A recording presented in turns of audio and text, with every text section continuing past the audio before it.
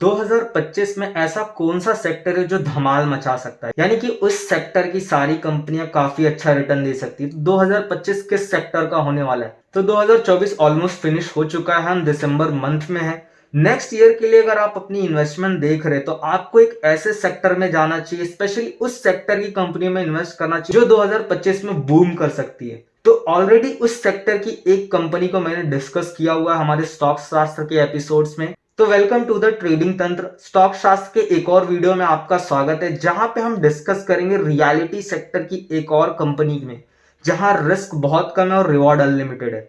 हमने ऑलरेडी लोधा इस कंपनी को डिस्कस किया हुआ है, उसका रेजिस्टेंस, उसका सपोर्ट, उसका रिवॉर्ड कितना बड़ा हो सकता है। मेरी खुद की इन्वेस्टमेंट है उस स्टॉक में, वो सब भी मैंने वहां पे डिस्कस किया। तो अगर आपको लोधा के बारे में जानना है तो please check out this video. तो चलिए यहाँ पे बात कर लेते हैं एक और कंपनी के बारे में जिसका नाम है शोभा।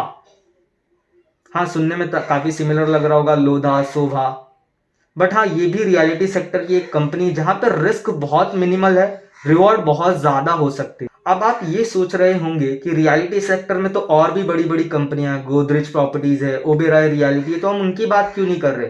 क्योंकि ये तो उनसी बड़ी कंपनियां हैं, बहुत ज्यादा स्टेबल है, तो हम उनके बारे में बात क्यों नहीं कर रहे? क्योंकि जब हमें एक बहुत अच्छा रिटर्न बनाना होता है तो हमें कोई ऐसी कंपनियां ढूंढनी पड़ती है जो काफी अंडर परफॉर्म्ड हो या फिर जिसमें ग्रोथ पोटेंशियल ज्यादा हो। Oberoi reality, Godrej property already काफी बड़ी कंपनियां, उनमें जितना रिटर्न बनने की प्रोबेबिलिटी नहीं है उससे ज्यादा रिटर्न बनने की प्रोबेबिलिटी इन स्टॉक्स में, इसीलिए हम इन कंपनियों के बारे में बात करते हैं। तो आपका ज्यादा टाइम ना लेते हुए चलिए चार्ट्स पे चलते हैं और वहां पे डिस्कस कर लेते हैं। तो ये है शोभा का चार्ट। अगर आप देखेंगे पिछले कुछ सालों में इसने काफी अच्छा रिटर्न दिया। बट पहले मैं आपको इसके फंडामेंटल्स दिखाना चाहता हूँ।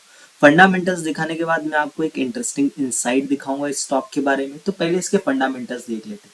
तो क्वार्टरली रिजल्ट सबसे पहले चेक करेंगे। तो क्वार्टरली रिजल्ट अगर आप देखेंगे 63 करोड़, 61 करोड़, सो ये डिक्रीज ही हुआ। अगर आप देखेंगे तो ये कुछ खास नहीं रहा, ये डिक्रीज हुआ है। ईयरली देखेंगे तो भी आपको यही फील होगा, 217 करोड़ की प्रॉफिट करने वाली कंपनी कुछ 50 करोड़ के आसपास है। अगर आप देखेंगे तो ईयरली ये डिक्रीज ही हुआ है। स्पेशली अगर आप देखेंगे 2023 में ये 104 करोड़ था, जो कि अब 49 करोड़ था लास्ट ईयर।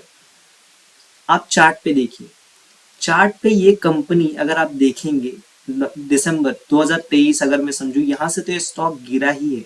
बट 2024 जो पिछला था फाइनेंशियल ईयर 2023-24 का, वहां तो इसका 49 करोड़ हो गया 100 करोड़ से। बट आप जब शेयर को देखेंगे 2023 अप्रैल जब नया फाइनेंशियल ईयर स्टार्ट हुआ था 2024 का, तो देखेंगे इसने काफी अच्छी ग्रोथ दिखाई है। वहीं पे अगर इसका प्रॉफिट देखें तो वो 104 करोड़ से 49 करोड़ हो गया, जो कि आपको सरप्राइजिंग लगना चाहिए। तो इसका मतलब ये होता है, डजंट मैटर अगर कंपनी प्रॉफिट नहीं भी बना रही है तो स्टॉक ग्रो कर सकता है। उसके पीछे बहुत से फैक्टर्स होते हैं, वो मैं कंप्लीटली इस वीडियो में डिस्कस नहीं करूंगा। But as of now reality sector में ये जो कंपनी है वहां मुझे काफी अच्छा फ्यूचर ग्रोथ देखने मिल रहा है। तो ये अगर आप चार्ट को ध्यान से देखेंगे तो ये लेवल जो है वो एक सपोर्ट का लेवल है। तो ये लाइन जो है अगर आप देखेंगे ये एक सपोर्ट लाइन है, ये इस वक्त यही ट्रेड कर रही है। अगर इसके रेजिस्टेंस की बात कर ले तो एक ट्रेंड लाइन है जो इसके लिए एक रेजिस्टेंस का काम कर सकती है। तो इन फ्यूचर अगर ये ट्रेंड लाइन ब्रेक होती है तो आपको एक काफी अच्छा रिटर्न देखने मिलेगा। एज ऑफ नाउ ये जिस प्लेस पे है वहां से आपका रिस्क एट मैक्स 10% का होता है। अगर इसके नीचे जाए तो आपको स्टॉक से निकल जाना चाहिए, क्योंकि ये थोड़े लंबे समय का करेक्शन कर सकता है।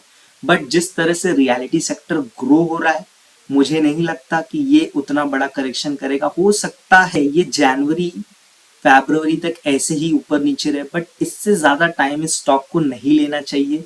जनवरी फरवरी के बाद आप इस स्टॉक में काफी अच्छी मूवमेंट देखेंगे। ये कोई बाय और सेल रिकमेंडेशन नहीं है, ये जस्ट मेरी एक एनालिसिस है जिसका यूज करके, साथ ही साथ अपनी स्टडी का यूज करके आप इस स्टॉक में पोजीशन बना सकते हैं एक अच्छे रिटर्न के लिए। तो फंडामेंटली और टेक्निकली भी आपने देखा कि ये स्टॉक कितना बेहतर है और कितने बेहतर रिटर्न दे सकता है।